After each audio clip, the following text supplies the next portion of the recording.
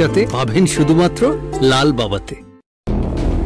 আমার আজও মনে আছে যে যখন এই পুলওয়ামার ঘটনা ঘটলো তন্ময়দা, তারপরে ভারতবর্ষ একটা রিটালিয়েট করলো বায়ুসেনা। সেই রিটালিয়েশনটা কি হলো, যে পাকিস্তানের মাটিতে ঢুকে বোম্বিং করা হলো এবং অনেকগুলো লঞ্চ প্যাড ইত্যাদি উড়িয়ে দেওয়া হলো। আমার এই খবরটা যখন আমি সকালবেলায় উঠলাম, ভারতীয় হিসাবে আমার নিজে খুব গর্ববোধ হচ্ছিল, কিন্তু দুপুরের পর থেকে আমার নিজেকে খুব কলঙ্কিত মনে হতে শুরু করলো। কেন বলুন তো? তার কারণ হচ্ছে অনেকেই প্রশ্ন তুলতে শুরু করলেন যেটা কাক মেরেছে, কলা গাছে বোম ফেলেছে, কেউ বললেন ঢুকেইনি পাকিস্তানি সীমায়। হয় নাকি এটা?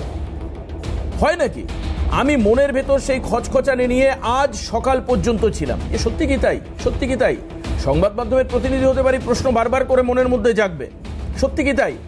আজকে আপনার পাকিস্তানের আজকে দুপুরবেলার পর আমরা একটা বাইক পেলাম। সবাইকে, দেশবাসীকে বলছি, যারা অনুষ্ঠান দেখছেন, তন্ময়দাকে তো বিশেষ করে বলছি, পাক প্রতিরক্ষা মন্ত্রী খাজা আসিফ কি বললেন একবার শুনেনি?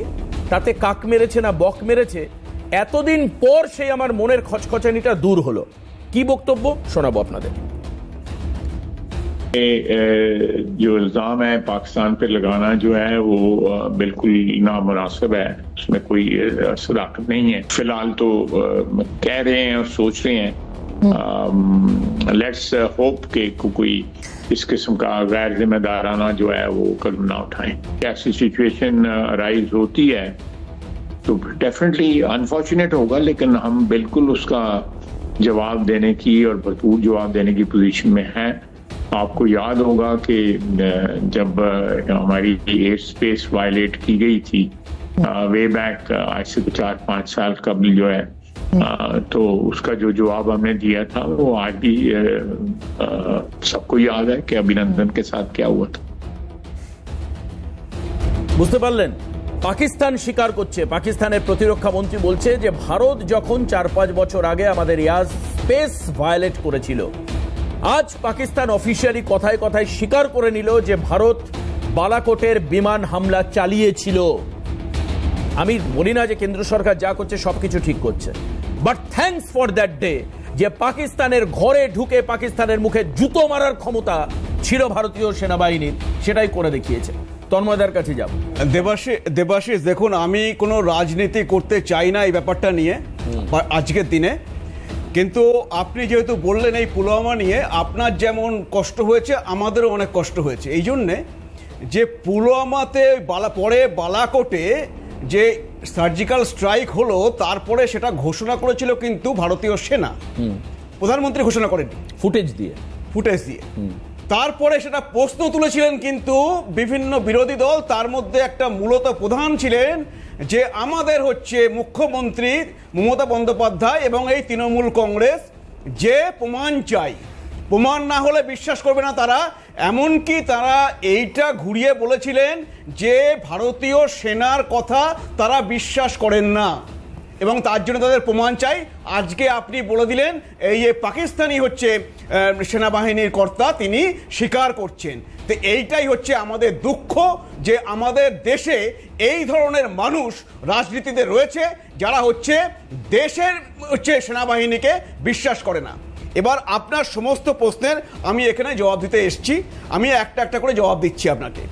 এই যে আপনি বললেন ডিমনিটাইজেশনের পরে বলা হচ্ছে যে সেরকম ভাবে হয়নি, গতকাল এটা মৃত্যুঞ্জয় প্রশ্ন তুলে গেছেন এবং এখনো মনে একবার বললেন যে 16 সালের পর। আমি একটা একটা করে বলছি যে 2019 সালে সেই পুলওয়ামা হওয়ার পরে আজকে 25 সাল, 6 বছরের মধ্যে কোনো মেজর ঘটনা ঘটেনি। তথ্য বলছে যে কাশ্মীরে 70% জঙ্গি কার্যকলাপ কমেছে 370 ধারা উঠিয়ে দেওয়ার পরে। তথ্য বলছে যে আগে যেমন এই আমাদের সিকিউরিটি এজেন্সি, বিএসএফ, আর্মি যেমন তারা মারা যেতেন ওখানে এই কাশ্মীরকে সুরক্ষা দিতে গিয়ে, আজকে সেই মৃত্যুর সংখ্যা 60% কমেছে। তথ্য বলছে যে কাশ্মীরে কোনো পাথরবাজি হয় না, এখন পাথরবাজি হলে মুর্শিদাবাদে হয়। আজকে সেটা হচ্ছে পার্লামেন্টে দাঁড়িয়ে স্বরাষ্ট্রমন্ত্রী বলেছেন, জোর দিয়ে বলেছেন যে কোনো পাথরবাজির ঘটনা কাশ্মীরে হয় না। এবার হচ্ছে আজকে দেখুন কাশ্মীর কোরমভাবে ডেভেলপ হচ্ছে। আজকে আপনি এই 370 ধারার উঠিয়ে দেওয়ার পরে আজ পর্যন্ত কাশ্মীরে 5,500 কোটি টাকার ইনভেস্টমেন্ট এসছে, যে কাশ্মীরে ওই 2019-এর আগে 5 কোটির ইনভেস্টমেন্টও আসতো না, কোনো মানুষ ইনভেস্ট করতো না। না, কিন্তু এটা ইন্টেলিজেন্স ইনপুটের ফেলিয়ার আপনি মানবেন না? সেটা আমি বলেছি পরে, আমি সেটাও আসছি। তাহলে হচ্ছে দেখা যাচ্ছে যে আজকে এটা করা হয়েছে, কিন্তু সাধারণ কাশ্মীরের নাগরিকরা চায় না। তাদের পেটে লাথি মারার জন্য তাদের হচ্ছে মূল হচ্ছে পর্যটন, হচ্ছে মূল হচ্ছে ইনকামের সোর্স। সেইটার জন্য আজকে পাকিস্তান, যারা সবসময় প্রক্সি ওয়ার বিশ্বাস করে, জঙ্গিদের দিয়ে পাঠিয়ে হচ্ছে ইন্ডিয়াকে ডিস্টেবিলাইজ করার চেষ্টা করে, তারা কিন্তু করিয়েছে, মানে কাশ্মীরি ভাই বোনদের পেটে লাথি মেরেছে। আর এই ইন্দাস ওয়াটার যখন বন্ধ করা হচ্ছে ট্রিটি, আজকে এই জল ঠিক মতো না পৌঁছলে ওই পাকিস্তানিদের পেটে লাথি পড়বে। সুতরাং টিট ফর ট্যাট হচ্ছে এটা। আমরা কাশ্মীরি ভাই বোনদেরও আমাদের নিজেদের ভাই বোন মনে করি, এবং তাদেরও এই ক্ষতিটা আমরা সহ্য করব না। সেইটা হচ্ছে নরেন্দ্র মোদী দেখিয়ে দিয়েছেন। আজকে আপনি বলছেন ইন্টেলিজেন্স ফেলিওর, আজকে তো প্রশ্ন উঠবেই। হ্যাঁ, আমি বলছি, কালকে আমি উত্তর দিচ্ছি। কালকে বিতান অধিকারীর মামা প্রশ্ন করেছেন এটা, যে ভারতেরও, কারণ ভারত সরকার তো ট্যাক্স নিচ্ছে কাশ্মীর থেকে, যারা টুরিস্ট যাচ্ছেন তারা যে প্রচুর পরিমাণ টাকা পে করছেন কাশ্মীরে ভূস্বর্গ দেখবার জন্য, তার থেকে সেন্ট্রাল গভর্নমেন্ট ট্যাক্স পাচ্ছে। ইকুয়ালি রেসপন্সিবল হচ্ছে গভর্নমেন্ট, যে যারা সেখানে যাচ্ছে তাদের নিরাপত্তা দেওয়া। দেবশ্রী, আমি বলছি এটা, দেখুন তদন্তে বেরোবে যে ইন্টেলিজেন্স ফেলিওর না সিকিউরিটি ল্যাবস, কিছু একটা তো হয়েছে। এবার আমি আপনাকে বলছি যে যখন 9/11 হয়েছিল, আমেরিকার মতন দেশের টুইন টাওয়ার ধ্বংস করে দেওয়া হয়েছিল, তখনও কিন্তু একই প্রশ্ন উঠেছিল যে আমেরিকার ইন্টেলিজেন্স ফেলিওর। আমি তখন ইংল্যান্ডে ছিলাম, আমি ইংল্যান্ডে থাকতাম সেই সময়।